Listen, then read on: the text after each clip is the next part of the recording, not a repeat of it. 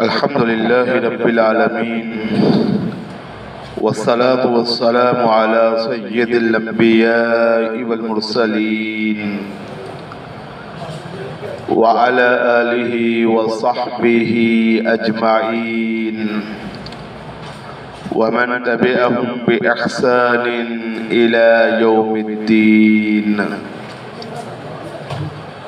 أعوذ بالله السميع العليم من الشيطان الرجيم من حمده ونفخه ونفسه. دوسرا رکوع ہے جی سورۃ الطلاق کا، آیت نمبر 8، صفحہ نمبر 56. وَكَأَيٍّ مِّن قَرْيَةٍ أَتَتْ عَنْ أَمْرِ رَبِّهَا وَرُسُلِهِ فَحَاسَبْنَاهَا حِسَابًا شَدِيدًا وَعَذَّبْنَاهَا عَذَابًا نُكْرًا فَذَاقَتْ وَبَالَ أَمْرِهَا وَكَانَ عَاقِبَةُ أَمْرِهَا خُسْرًا. أعد الله لهم عذابا شديدا فاتقوا الله يا أولي الألباب الذين آمنوا قد أنزل الله إليكم ذكرا.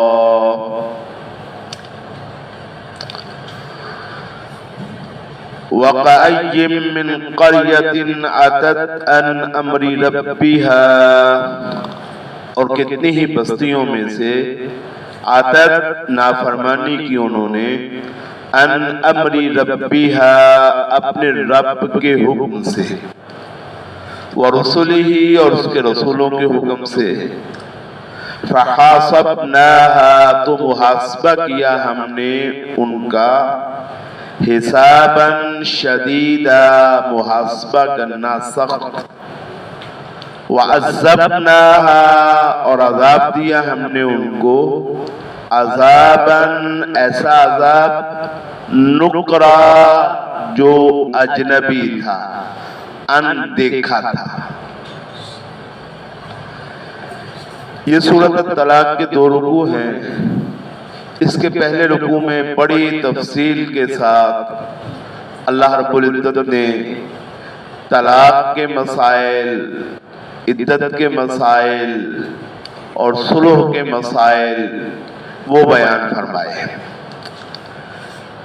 اچھا، ان میں بار بار اللہ نے تقوی کا حکم دیا ہے، ڈرنے کا حکم دیا ہے، تقوی کے فوائد بیان کیے ہیں، اور یہ سارا کچھ آپ سنائے ہیں. اگلے رکوع میں اللہ رب العزت عمومی نصیحت فرما رہے ہیں کہ دیکھو، تم اگر ان احکام کو ہلکا سمجھو گے اور سمجھو گے کہ خیر یہ کوئی گل نہیں، تو پھر جو اس کی سزا ہے وہ پہلے لوگوں کو بھی بڑی خطرناک ملی تھی، تمہیں بھی ملے گی. اور یہ ہلکے احکام نہیں ہیں، یہ معاملہ ایسا نہیں ہے جس کو تم سمجھو خیر یہ اللہ کا حکم ہے. اللہ کے رسول صلی اللہ علیہ وآلہ وسلم نے احکامات تمہارے سامنے بیان کیے. تم سے پہلے لوگ جو تھے ان کے پاس بھی ہمارے رسول آئے تھے، تو جن قوموں پر ہم نے عذاب نازل فرمائے وہ صرف اس وجہ سے عذاب نہیں آیا تھا کہ انہوں نے قیامت کا انکار کیا تھا، صرف اس وجہ سے عذاب نہیں آیا تھا کہ انہوں نے توحید کا انکار کیا تھا. توحید کا انکار بھی کیا تھا، قیامت کا انکار بھی کیا تھا، اور قیامت کے انکار کی وجہ سے پیغمبر نے جو تفصیلی احکامات ان کو دیے تھے، ان تفصیلی احکامات کا بھی انہوں نے کیا کیا تھا؟ انکار کیا تھا. تو نبی کے تفصیلی احکامات، کھانا کیسے ہے، پینا کیسے ہے، کاروبار کیسے کرنا ہے، سونا جاگنا کیسے ہے، گھریلو معاملات میں تعلقات کیسے رکھنے ہیں، رشتہ داروں کے ساتھ معاملات کیسے ہونے ہیں، دشمنوں کے ساتھ کیسے ہونے ہیں، دوستوں کے ساتھ، پیغمبروں نے سارا کچھ ان کو بتایا. تو انہوں نے نبی کا انکار کیا. اس نبی کے انکار کی وجہ سے نبی کی جتنی تعلیمات تھی ان تعلیمات کو بھی ماننے سے انہوں نے کیا کیا؟ انکار کر دیا. جب انکار کر دیا تو ان پر ہمارا عذاب آیا، دنیا کا بھی اور آخرت کا بھی. وَكَأَيٍّ اور کتنی ہی من قریۃ بستیوں میں سے بستیاں ہیں، عادت جنہوں نے نافرمانی کی، ان امر ربہا اپنے رب کے حکم سے، وَرُسُلِهِ اور اللہ کے رسولوں کے حکم سے، پیغمبروں کی بھی نافرمانی کی اور رب کی بھی نافرمانی کی. فَحَاسَبْنَاهَا تو ہم نے محاسبہ کیا ان کا، حساباً شدیدہ سخت محاسبہ کرنا. پھر یہ نہیں کہ ہم نے ان کو اگنور کر دیا ہو یا نظر انداز کر دیا ہو. جب انہوں نے ہمارے نبیوں کے احکام کی نافرمانی کی، ہمارے فیصلوں کی نافرمانی کی، تفصیلی فیصلے اور اجمالی فیصلے سب کو نہیں مانا، تو پھر ہم نے سخت محاسبہ کیا اور پھر عذبناہا ہم نے عذاب کیا ان بستیوں کو، عذاباً ایسا عذاب نکرا جو نہ دیکھا گیا نہ سنا گیا. منکر کہتے جس کو کوئی جانتا نہ ہو، جس کو ایک ہوتا ہے معروف. معروف کا تو آپ کو بنا پتا ہے نا، بندہ بڑا معروف ہے، سنا یہ لفظ آپ نے؟ تو معروف نیکی کو بھی کہتے ہیں کیونکہ ہر ایک اس کو کیا جانتا ہے، جانتا بھی ہے، سمجھتا بھی ہے، پہچانتا بھی ہے. منکر گناہ کو کہتے ہیں. کیوں کہ گناہ اجنبی ہوتا ہے. گناہ کو کوئی بندہ کوئی والی وارث بنتا ہے، گناہ کا کوئی گناہ کا والی وارث نہیں بنتا، اجنبی ہوتا ہے، وہ دیکھا سونا گیا نہیں ہوتا. لوگوں میں عام بھی ہو تو لوگ اس گناہ کے ساتھ تعلق جوڑنا مناسب نہیں سمجھتے. تو منکر گناہ کو کہتے ہیں اور معروف نیکی کو کہتے ہیں. تو گناہ کو منکر اس لیے کہتے ہیں کہ وہ لوگوں میں کیا ہوتا ہے، اجنبی ہوتا ہے. لوگوں میں وہ معروف، وہ جان پہچان اس کی نہیں ہوتی. یہ تو قیامت کے قریب کا زمانہ ہے نا، اس لیے گناہ زیادہ معروف ہو گئے ہیں اور نیکی وہ کیا ہو گئی ہے، اجنبی ہو گئی ہے. تو قیامت کے قرب کا زمانہ ہے، اس لیے اس میں معاملہ ہے. ورنہ روٹین میں عموماً ایسے ہوتا ہے کہ جو گناہ ہوتا ہے لوگ اس کو اون نہیں کرتے. قبول کرتا ہے کوئی بندہ گناہ کو، لوگ اس کو اون کرنا اپنے لیے پسند نہیں کرتے، اس لیے اس کو کیا کہتے ہیں، منکر. تو منکر اصل معنی اس کا یہ ہوتا ہے جو جس کو کوئی جانتا نہ ہو، اجنبی، نہ دیکھا گیا ہو نہ سنا گیا ہو. وَعَذَّبْنَاهَا اور ہم نے عذاب دیا ان بستیوں کو، عذاباً ایسا عذاب نکرا جو نہ دیکھا گیا ہے نہ سنا گیا. مثال کے طور پہ لوط علیہ السلام کی بستی پہ عذاب آیا. کیا عذاب آیا بھلا؟ اللہ نے ساری بستی کو زمین کے نیچے سے اٹھایا، زمین کی مٹی سمیت، اور آسمانوں سے لے جا کے الٹا کر کے پھینک دیا. اس سے پہلے کبھی اس طرح کا عذاب کسی نے دیکھا سنا تھا؟ اچھا، پھر اسی طرح قوم عاد پہ آنے والا عذاب، قوم سمود پہ آنے والا عذاب، ایسے عذاب تھے کہ جب انہوں نے دیکھا تو بادی النظر میں دیکھتے ہی انہوں نے کیا سمجھا کہ یہ کیا ہے، عارضٌ ممطرنا، یہ تو باطل ہے، بارش آنے والی ہے. اور جناب اب تو ماشاءاللہ بارش آئے گی اور حالات ٹھیک ہو جائیں گے. اللہ کہتا ہے نہیں، بل ہوا مستعجلتم بھی، بادل نہیں ہے، یہ بارش نہیں ہے، بل ہوا مستعجلتم بھی، یہ وہ عذاب ہے جو تم کہتے تھے کہ بھیج لا، پھر جو عذاب لا سکتے ہو. تو جتنے بھی پرانی قوموں پہ عذاب آئے وہ عذاب کیا تھے، ایسے تھے کہ جو نہ دیکھے گئے تھے نہ سنے گئے تھے. اللہ کہتا ہے فحاسبناہا تو ہم نے محاسبہ کیا ان کا، حساباً شدیدا محاسبہ کرنا بڑا سخت، وعذبناہا اور ہم نے عذاب دیا اس بستی کو، عذاباً نکرا ایسا عذاب جو نہ دیکھا گیا ہو اور نہ سنا گیا. آپ کہیں گے سورۃ الطلاق میں یہ بات کیوں ہے؟ اچھا، پہلی بستیوں پہ جو عذاب ہے میں نے پہلے بھی بتایا کہ وہ صرف توحید کے انکار کی وجہ سے نہیں تھے، بلکہ کیا تھے، پیغمبروں کے احکام کا انکار. مثال کے طور پہ یہ سورۃ الطلاق ہے.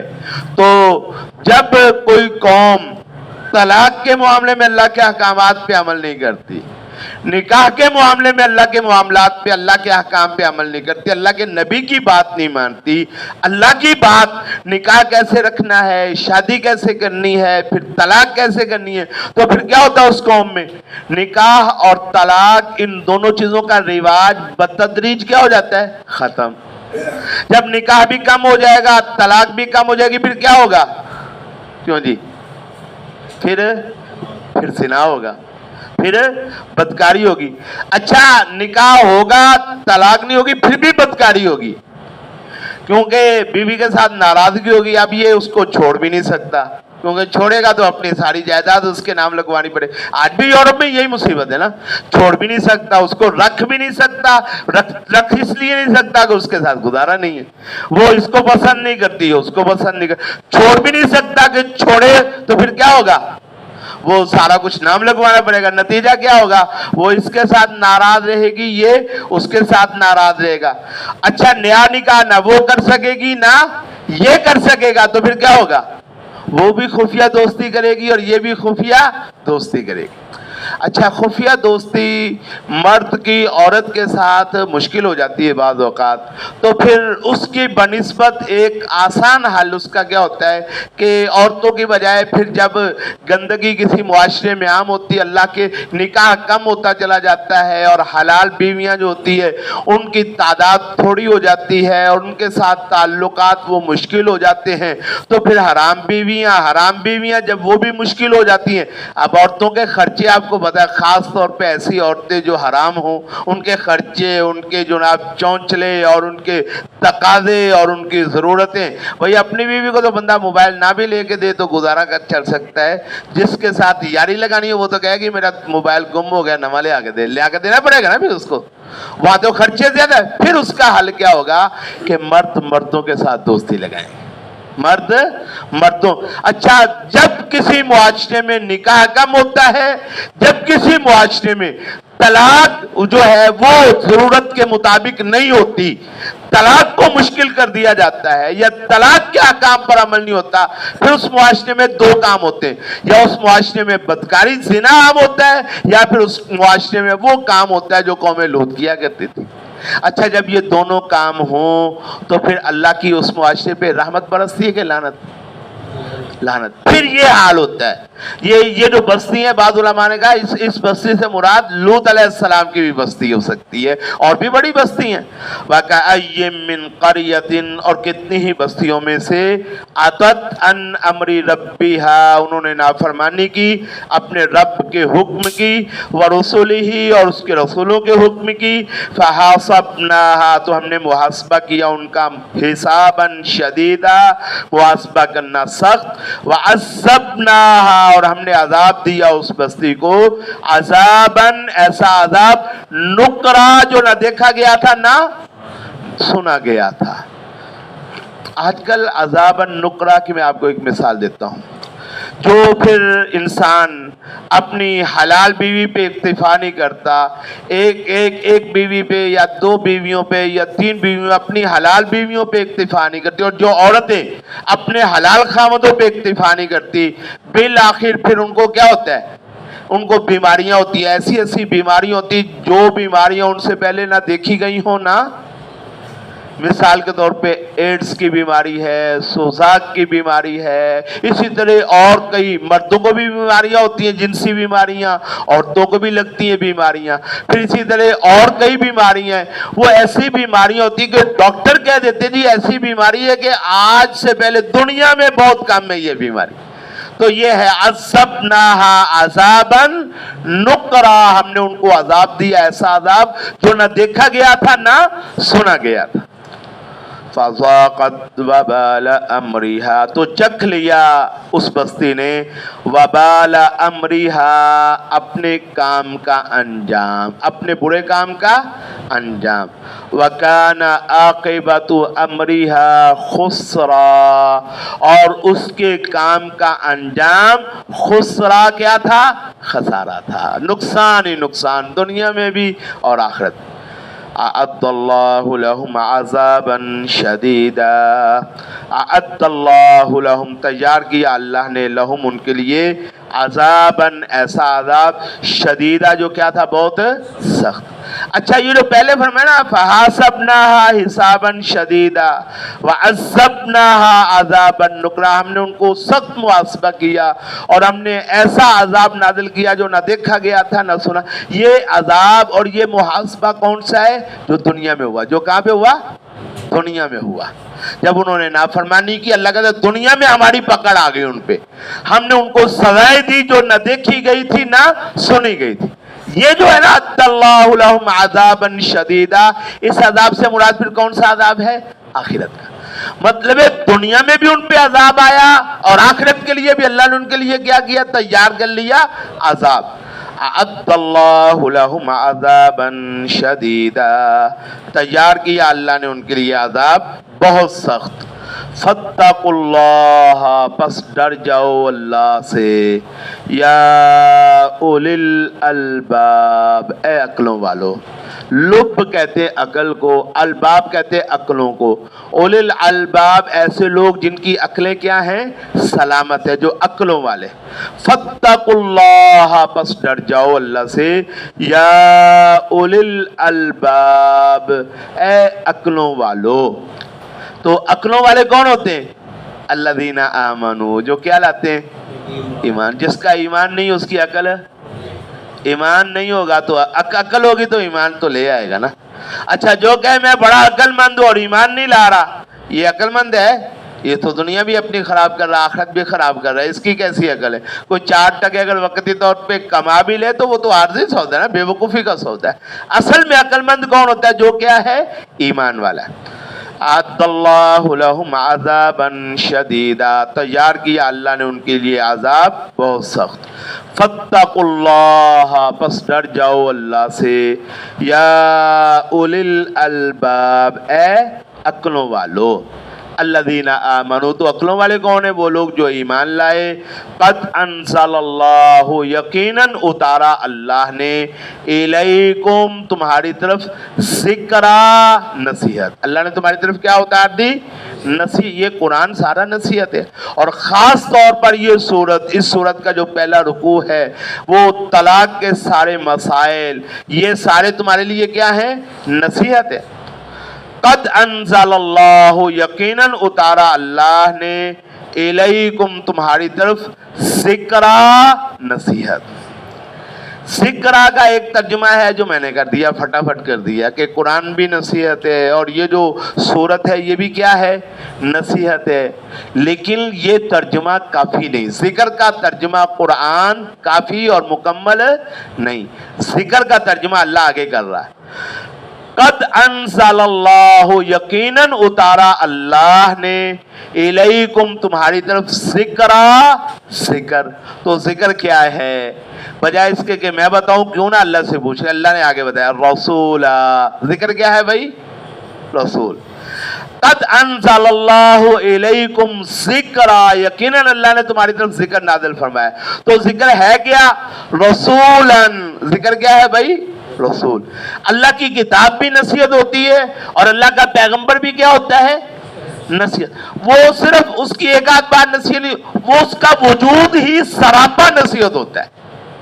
پیغمبر کا وجود کیا ہوتا ہے؟ سارے کا سارا نصیحت اور ذکر ہوتا ہے۔ مثال کے طور پہ آپ یہ بات سمجھیں، دیکھیں پیغمبر کی جو زبان سے بات نکلی ہے وہ بھی کیا ہے؟ نصیحت۔ پیغمبر جو عمل کرتا ہے وہ عمل بھی کیا ہوتا ہے؟ نصیحت۔ اچھا پیغمبر کے سامنے جو کام کیا جائے اور پیغمبر اس پہ خاموش تائید کر دے وہ بھی کیا ہوتا ہے؟ نصیحت۔ حدیث کی 3 قسمیں نا، آپ کو پتا ہوگا، پڑھے لکھے لوگ اگر بیٹھے ہیں تو حدیث کی کتنی قسمیں؟ ایک حدیث ہوتی قولی، اور ایک ہوتی ہے فعلی، اور ایک ہوتی ہے تقریری۔ تقریری حدیث کا مطلب یہ ہوتا ہے وہ کام جو نبی کریم علیہ الصلوۃ والسلام کی موجودگی میں ہوا ہو اور رسول اللہ صلی اللہ علیہ وسلم نے اس کو غلط نہ کہا ہو، اس پہ آپ نے کیا اختیار فرمائی ہو؟ خاموشی۔ غلط کام دیکھ کے میں تو خاموش رہ سکتا ہوں لیکن اللہ کا پیغمبر خاموش رہ سکتا؟ تو رسول اللہ کے سامنے جو کام ہوا ہو اور آپ اس پہ خاموش رہے ہو وہ بھی اللہ کا کیا ہوتا ہے؟ دین ہوتا ہے، وہ بھی نصیحت ہے۔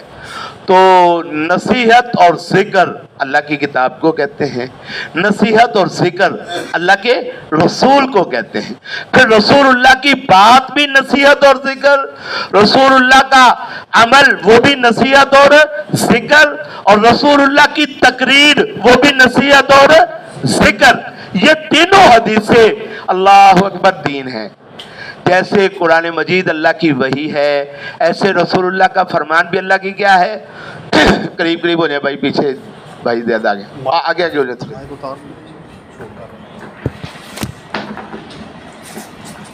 قریب آ جائیں اور تھوڑا سا قریب ہو جائیں، ہو سکتا ہے بعد میں اور بھائی آ جائیں تو بار بار آپ کو ڈسٹرب نہیں نہ کریں گے پھر آپ۔ تو جس طرح قرآن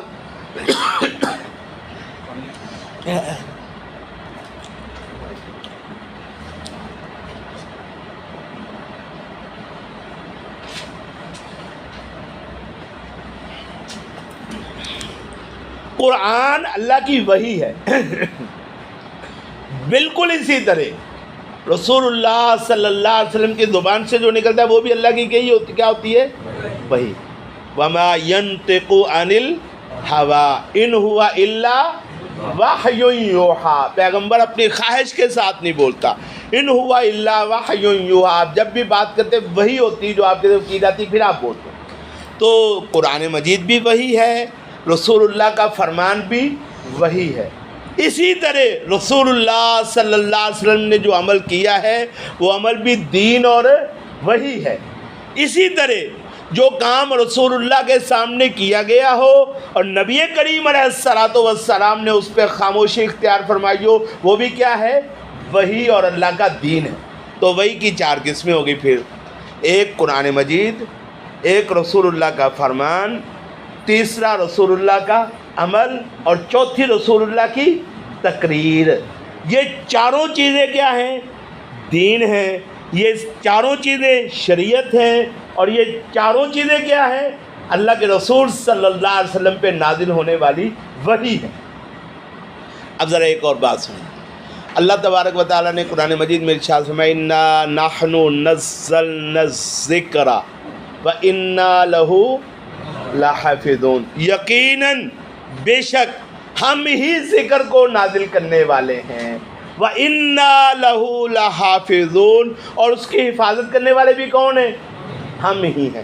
تو ذکر ایک صرف قرآن مجید نہیں ہے، ذکر جس طرح قرآن کی حفاظت اللہ کی ذمہ داری ہے، اسی طرح رسول اللہ کی حدیث اور فرمان، اور حدیث میں سے قولی حدیث سے بھی، فعلی حدیث سے بھی، اور تقریری حدیث سے، یہ تینوں قسم کی حدیثیں یہ بھی اللہ کی کیا ہے؟ وہی ہے۔ اور جس طرح قرآن کی حفاظت یہ اللہ نے فرمائی ہے، اسی طرح رسول اللہ کی احادیث کی حفاظت بھی کی کس نے فرمائی ہے؟ اللہ۔ یہی وجہ ہے کہ علماء انہوں نے ہر دور میں اتنی محنت کی، رسول اللہ صلی اللہ علیہ وسلم کے زمانے سے لے کر قرآن مجید کی ہدایات کی روشنی میں، اور نبی کریم علیہ الصلوۃ والسلام کے فرامین کی ہدایات کی روشنی میں انہوں نے رسول اللہ صلی اللہ علیہ وسلم کی احادیث کو ہم تک بحفاظت پہنچانے کے لیے اتنی محنت کی کہ آج 1400 سال، 1450 سال مکمل ہونے کے باوجود ہر وہ بات جو رسول اللہ نے بطور دین بتائی ہے، جو عمل بطور دین کیا ہے، اور جو تقریر جس پہ آپ نے خاموشی اختیار فرمائی ہے، ہمارا ایمان ہے جس طرح قرآن منوان ہمارے پاس پہنچا ہے، ایسے ہی رسول اللہ کی حدیث کی تینوں قسمیں بھی ہمارے ساتھ کیا ہو گئی ہیں؟ پہنچ گئی ہیں۔ ان کی حفاظت کس نے فرمائی ہے؟ اللہ نے۔ اچھا، بعض لوگ قرآن کے اپنے آپ کو وہ کہتے ہیں جی ہم اہل قرآن ہیں، یہ جو کہتے ہیں نا اہل قرآن، یہ اہل قرآن نہیں ہوتے، یہ دراصل منکر حدیث ہوتے ہیں۔ کیا ہوتے ہیں؟ منکر حدیث ہوتے ہیں۔ اچھا، وہ حدیث کو ہلکا کرنے کی کوشش کرتے ہیں، کہتے ہیں جی قرآن کا علم ہے یقینی اور حدیث کا علم ہے ظنی۔ حدیث کا علم کیا ہے؟ ظنی۔ اور ظن کا بھی معنی وہ خود ہی کرتے ہیں۔ ظن کا مطلب ہے کہ جی گمان ہے، ہو سکتا ہے ٹھیک ہو سکتا ہے ٹھیک نہ ہو۔ اچھا، بندہ ان سے پوچھے بھئی قرآن یقیناً ٹھیک ہے، اس کی دلیل کیا ہے؟ اس کی دلیل ہے، کہتے جی جبریل لے کے آیا۔ اچھا، تو حدیث سے کون لے کے آیا بھائی؟ اچھا قرآن یقیناً ٹھیک ہے، اس کی دلیل کیا ہے؟ جو رسول اللہ نے لکھوایا ہے، تو حدیثیں کس نے لکھوائی ہیں؟ لکھوائی ہیں رسول اللہ نے کہ نہیں لکھوائی؟ اچھا قرآن آسمانوں سے آیا ٹھیک ہے، تو حدیثیں کہاں سے آئی ہیں بھائی؟ وہ بھی تو آسمان سے آئی ہے نا۔ اچھا پھر وہ کہتے ہیں جی قرآن میں نہیں ہو سکتا تو حدیث میں بھی نہیں ہو سکتا، وعدہ کاٹا۔ بالکل اللہ تبارک و تعالیٰ نے فرمایا ہم نے ذکر کو نازل کیا اور ہم ذکر کی کیا کرنے والے ہیں؟ حفاظت کرنے والے۔ پھر اگر کوئی قرآن کے بارے میں کہے جی اس میں تو کوئی کمی بیشی نہیں ہو سکتی، اچھا بھائی یہ بتائیے ہم تک قرآن مجید کس نے پہنچایا؟ قرآن مجید کس نے پہنچایا؟ صحابہ نے، یہی ہے نا؟ تو حدیثیں کس نے پہنچائیں؟ کیا فرق ہے پھر؟ اچھا صحابہ سے پھر آگے لوگوں نے لیا، تابعین نے، پھر تابعین سے کنہوں نے لیا؟ تبع تابعین نے، پھر ان سے آگے محدثین نے۔ قرآن مجید سیم اسی راستے سے آیا ہے جس راستے سے رسول اللہ کی کیا آئی ہیں؟ وگرنہ کوئی مولوی بتا دے کہ میرے اوپر ڈائریکٹ قرآن اترا ہے، کوئی ہے ایسا جو کہہ دے ڈائریکٹ قرآن اترا؟ تو قرآن کو کہنا یہ یقینی علم ہے اور حدیث کو کہنا ظنی علم ہے۔ یہ تقسیم کہ یہ ظنی ہے اور یہ یقینی ہے، یہ تقسیم نہ رسول اللہ نے بتائی ہے نہ اللہ نے بتائی ہے، یہ لوگوں نے خود بنائی ہے تقسیم، اور غلط تقسیم ہے۔ جی قرآن مجید کا علم یقینی ہے، یہ بڑے لوگ بات کرتے ہیں، اور حدیث کا علم یقینی، اس لیے وہ کہتے ہیں جی قرآن کی ایک آیت دوسری آیت کو منسوخ کر سکتی ہے لیکن حدیث قرآن کو منسوخ نہیں کر سکتی۔ کہتے ہیں کچھ لوگ نا بھائی کیوں نہیں کر سکتی؟ جہاں سے قرآن آیا حدیث بھی وہیں سے آئی ہے، جیسے قرآن یقینی ہے حدیث بھی ایسے ہی یقینی ہے۔ جس طرح قرآن میں کوئی شک نہیں، اسی طرح حدیث میں بھی کوئی شک آپ کہیں گے نہیں جی ہو سکتا ہے۔ اچھا بھی جس حدیث میں شک کیا جا سکتا ہو، جب کسی حدیث میں شک ہو جائے جس کے بارے میں کہہ دیا جائے کہ یہ ضعیف ہے، اس کے بیان کرنے والا جھوٹا ہے یا کذاب ہے یا متہم بالکذب ہے یا ایک کی دوسرے سے ملاقات ہی نہیں ہوئی، تو پھر اس کا مطلب یہ ہے کہ وہ رسول اللہ کی حدیث وہ تو ثابت ہی نہیں ہوئی۔ تو ہم جو بات کر رہے ہیں ان حدیثوں کے بارے میں ہیں جو رسول اللہ سے کیا ہو جائیں؟ صحیح ثابت ہو جائیں۔ جو حدیث صحیح سند کے ساتھ اللہ کے رسول صلی اللہ علیہ وسلم سے ثابت ہو جائے وہ اسی طرح وہی ہے جس طرح کیا وہی ہے؟ قرآن مجید۔ اسی طرح اس کو ماننا لازم اور فرض اور ایمان کے لیے ضروری ہے جس طرح قرآن مجید کو ماننا لازم اور فرض اور ایمان کے لیے کیا ہے؟ ضروری، اور اس کے بغیر گزارا نہیں، جس طرح قرآن کے بغیر گزارا۔ بھئی قرآن صرف پڑھ لیا جائے اور حدیث کو چھوڑ دیا جائے تو اسلام کا سب سے بنیادی کام کون سا ہے بھلا؟ نماز ہی ہے نا۔ اسلام کا سب سے بنیادی کام، اچھا صرف قرآن مجید سے نماز کی گنتی بتا دو کتنی ہے؟ یہ جو جتنے کہتے ہیں ہم اہل قرآن ہیں اور ہم قرآن والے ہیں اور قرآن پہ یہ اور قرآن وہ، مقصد اصل میں ہوتا ہے وہ حدیث کا انکار کریں تو لوگ جوتے مارتے، اس لیے وہ کیا کہتے ہیں اور جی قرآن نو ماننے سے، قرآن ہی جو کوئی دلیل کر دو۔ اچھا بھئی حدیث کو نہیں مانتے پہلے یہ بتاؤ نا، اگر نہیں مانتے تو کیوں نہیں مانتے؟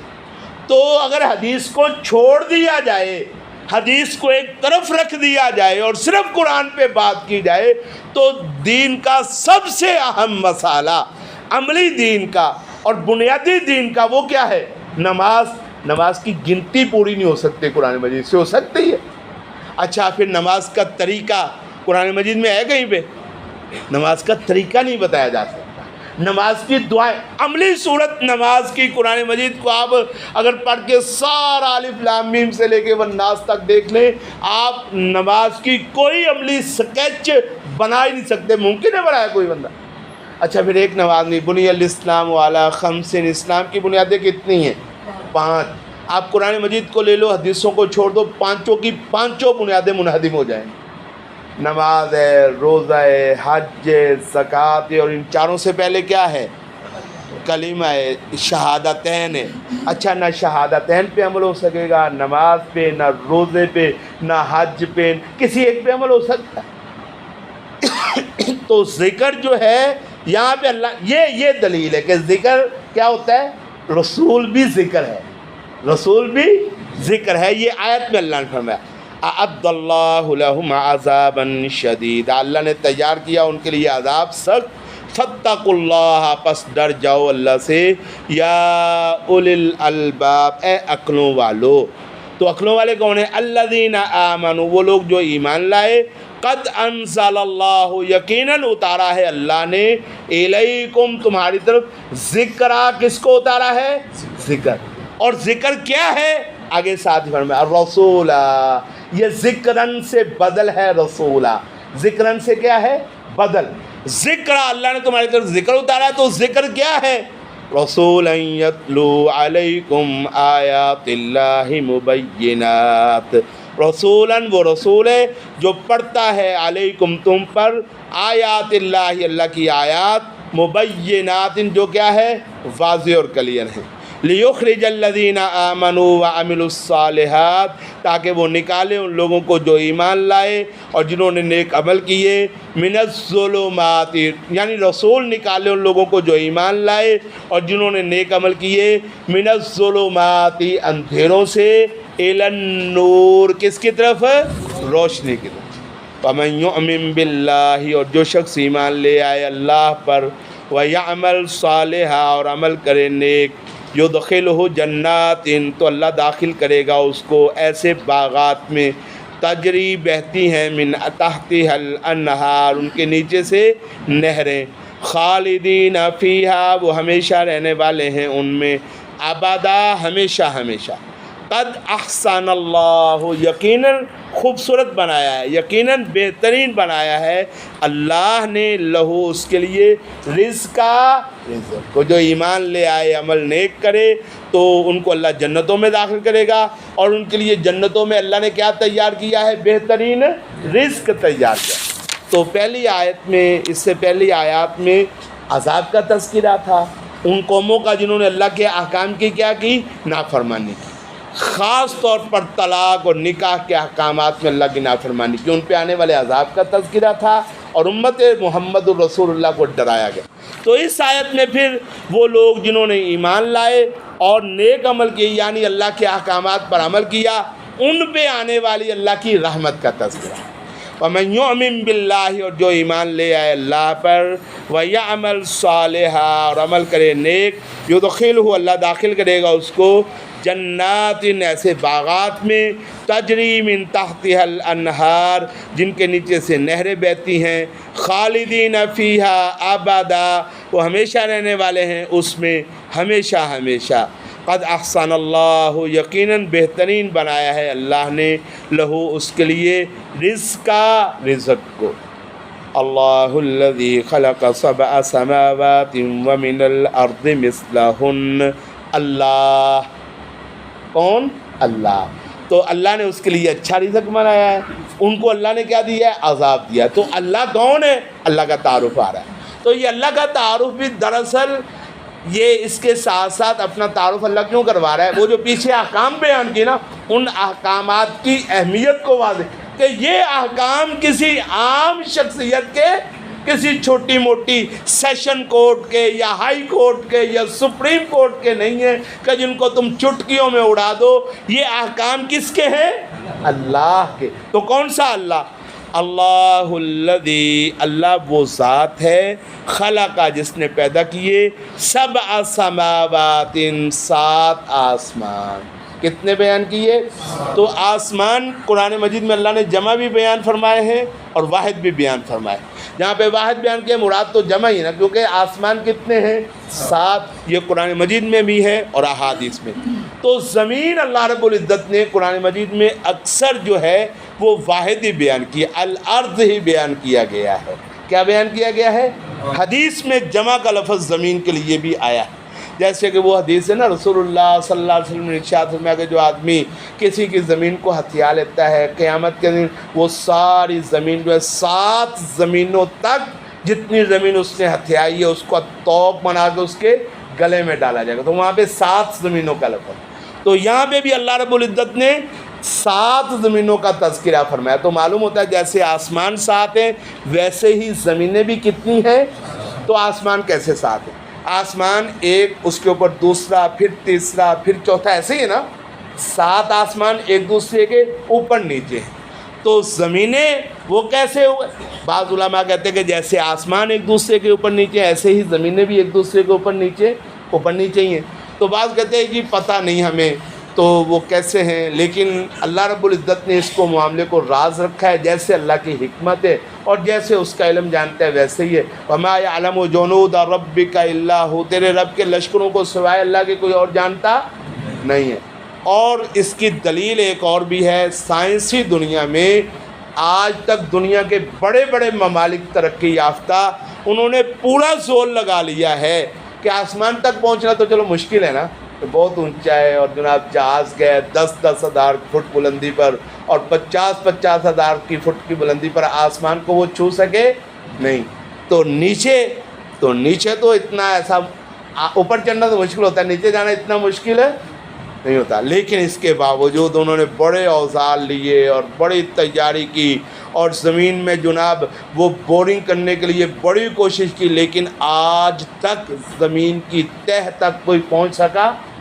کوئی نہیں پہنچا۔ حتیٰ کہ بڑے بڑے شاندار ہتھیار اور شاندار اوزار اور بڑی بڑی مضبوط لوہا، وہ بھی نیچے جب جاتے ہیں، خاص حد سے نیچے جاتا ہے لوہا پگھل جاتا ہے، اور وہاں جانا ہی اس کے لیے ممکن نہیں ہے۔ آج تک کوئی بندہ بھی زمین کے نیچے پہنچ سکا نہیں۔ تو اس سے معلوم ہوتا ہے کہ اللہ رب العزت کی حکمت اللہ ہی جانتا ہے، اللہ کے لشکر بھی اللہ نے پتہ نہیں کہاں کہاں پیدا کیا ہو، اور کتنی زمینیں، جیسے آسمان اللہ نے اوپر پیدا کیا ایسے اللہ نیچے کیا پیدا کی ہیں زمینیں، اور پتہ نہیں وہ نیچے ہیں، یا یہ بھی ہو سکتا ہے کہ ایک زمین ہمارے پاس ہے، کوئی دوسری کہیں اور ہو، تیسری، یہ بھی ہو سکتا ہے۔ تو یہ اللہ رب العزت نے ہم سے کیا رکھا ہوا ہے؟ راز۔ اور اللہ بتاتا بھی تو ہماری عقل میں کچھ آنا کیا خیال تھا، ہماری عقل اتنی جو کی ہے ہی نہیں، تو عقل تو اتنی، اچھا اگر اللہ تفصیل بتاتے تو عقل تو اتنی جو کی ہے نہیں، پھر بھی آخر پہ جا کے ہم نے کہنا تھا یا اللہ ہمیں تو پتہ نہیں، جو تو کہتا ہے سچ کہتا ہے، تو ہم ابھی کہہ دیتے ہیں یا اللہ جو تو کہتا ہے کیا ہے؟ سچ ہے۔ اللہ الذی، اللہ وہ ذات ہے جس نے خلق سبع سماوات، جس نے کتنے آسمان پیدا کیے؟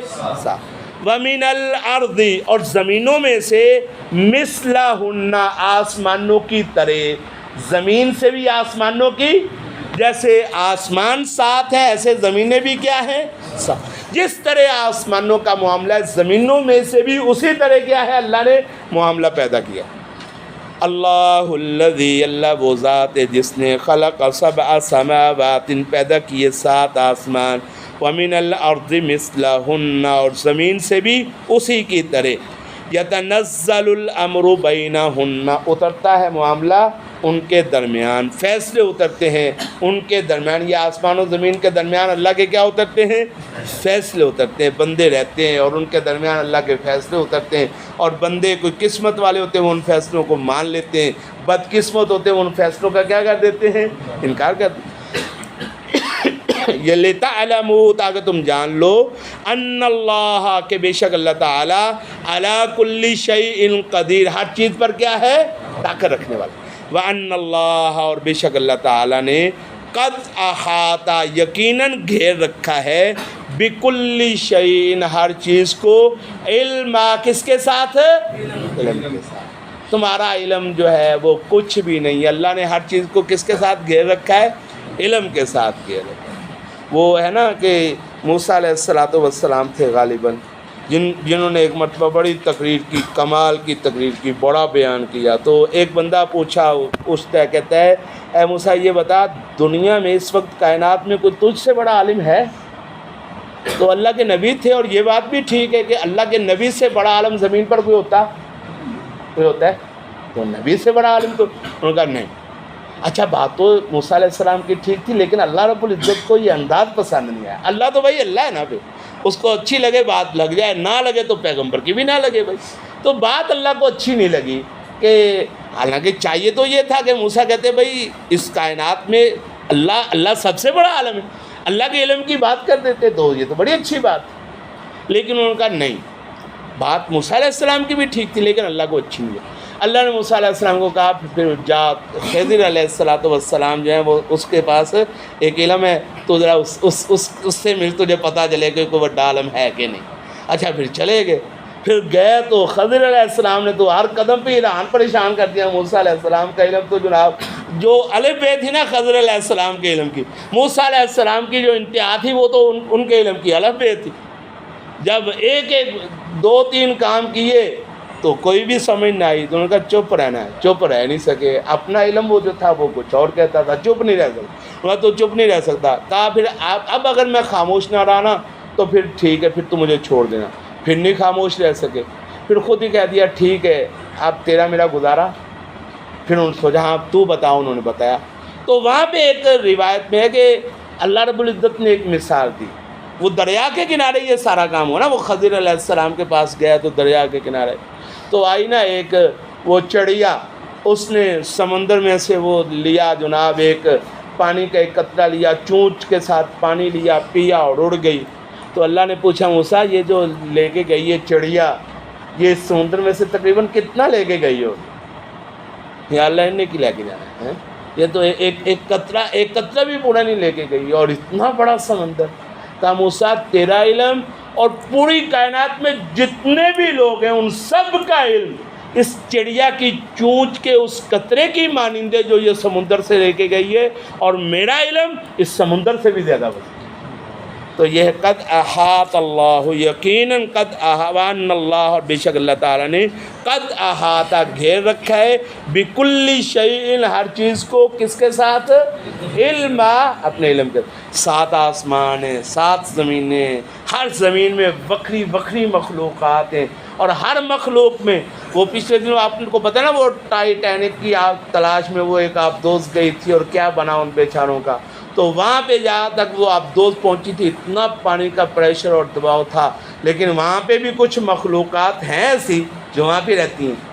تمہاری آبدوز اگرچہ وہاں پہ پریشر برداشت نہیں کر سکی، لیکن مخلوقات وہاں پہ موجود ہیں، اور وہاں سے نیچے پتہ نہیں کتنی مخلوقات ہیں۔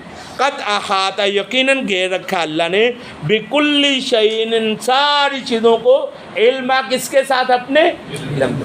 تمہارے پاس کچھ نہیں ہے، اللہ کے پاس۔ اللہ سے دعا اللہ سمجھنے کی، عمل کرنے کی توفیق عطا فرمائے۔ وآخر دعوانا الحمد للہ رب العالمین۔